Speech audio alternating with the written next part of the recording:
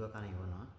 ဆွဲရတော့ကိုယ်အဆင်ပြေတဲ့နေရာကြီးဆွဲလို့ရပါဘူးဒီခုနကွက်ထိဒီဆွဲရအောင်နော်ဆွဲမှ၄ချက်တီးမယ်ဒီ၄ချက်တီးပြီးရင်ကျွန်တော်ဒီလက်ညှိုးနဲ့ခုနကွက်၅ကျွန်းကျန်တယ်ချက်တီးမယ်ဒီတိုင်းပါပြီးရင်ဒီမှာကျွန်တော်ဒီတိုင်းကင်ချက်ရတယ်ကျွန်တော်တို့ဒီတိုင်းနဲ့နည်းနည်းကင်ရက်ဆိုရင်ကျွန်တော်တို့ဒီတချူနဲ့ပဲ၅ကျူး၅ခွက်ကနေပေါ့အဲ့လိုရတယ်ဒါပေမဲ့ဒီတိုင်းကင်ချင်တယ်လည်းရအောင်ဒီ၅ကျူးပြီးရင်လက်တန်က၃ကျူးမှာပေါ့ဒီတိုင်းပေါ့အဲ့လိုမဟုတ်လေကင်ရက်ကဆိုဒီတိုင်းပဲကင်အောင်နော်၅ကျူးလက်ညှိုးနဲ့ပဲဖိထားလိုက်ရောအဲ့လိုပေါ့နော်ပြီးရင်ဒီကနေပဲပြန်၃ချက်ထိမယ်၃ချက်နော်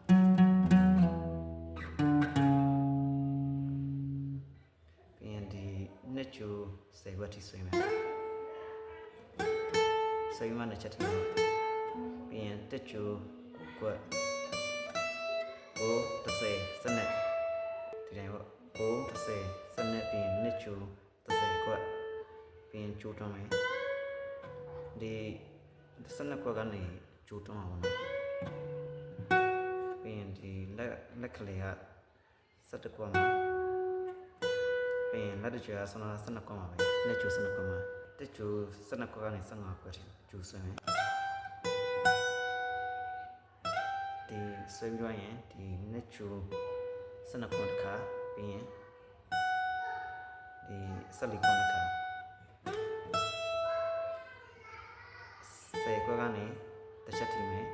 ပြီးရင်12ခွက်မှာတစ်ချက်ထိမယ်9ခွက်10ခွက်မှာဒီမှာ10ခွက်9ခွက်9ခွက်